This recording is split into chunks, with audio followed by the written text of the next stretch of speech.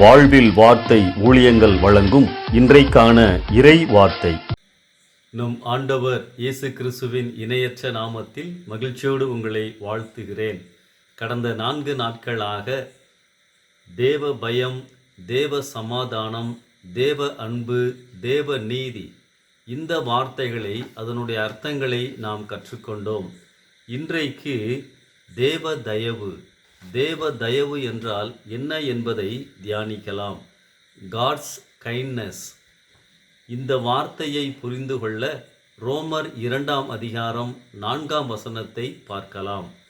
தேவ தயவு நீ குணப்படும்படி உன்னை ஏவுகிறதென்று அறியாமல் அவருடைய தயவு, பொறுமை, நீடிய சாந்தம் இவைகளின் ஐஸ்வர்யத்தை அசட்டை பண்ணுகிறாயோ என பவுல் யூதர்களை பார்த்து நேரடியாய் கேட்கிறார்.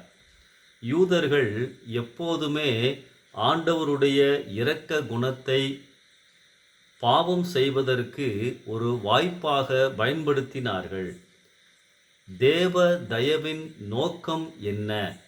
தேவ தயவின் நோக்கம் மனம் திரும்புவதற்கு கொடுக்கப்படும் ஒரு வாய்ப்பாகும். அதற்காகத்தான் ஆண்டவர் நம்முடைய வாழ்க்கையிலே பொறுமையாக, சாந்தமாக இருக்கிறார். தயவு என்றால் இரக்கம் காட்டுதல், மன்னித்தல், உதவி செய்தல் என பொருள் கொள்ளலாம். தேவ தயவு என்றால் ஆண்டவர் நம் வாழ்க்கையில் பொறுமையாயிருந்து திருந்துவதற்கு, மீண்டும் அவரிடத்திலே வருவதற்கு வாய்ப்புகளை கொடுக்கிறார். தண்டனைகளை உடனே அவர் கொடுப்பதில்லை. ஆண்டவர் நம்மீது வைத்திருக்கும் அளவற்ற அன்பை புரிந்து கொள்ள இன்னொரு வார்த்தைதான் தேவ தயவு. அன்பானவர்களே, இந்த தயவை புரிந்து கொள்ளுவோம்.